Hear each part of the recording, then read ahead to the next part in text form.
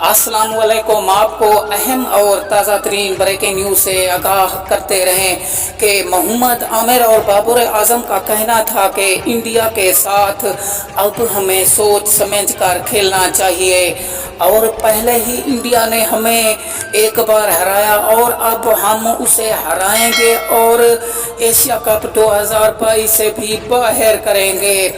अहम ताज़ा तरीन ब्रेकिंग न्यूज़ से आपको आगाह कर रहे हैं कि शाहीन अफरीदी मोहम्मद आमिर शामिल हो चुके हैं। अब जो मुकाबला इंडिया के साथ खेला जाने वाला है उसमें इन दो बॉलरों की कमी थी और वो कमी अब पूरी हो गई है। ये कहना है बाबर आजम का कि हमारी टीम अब पूरी तरह इंडिया से खेलने के लिए तैयार है।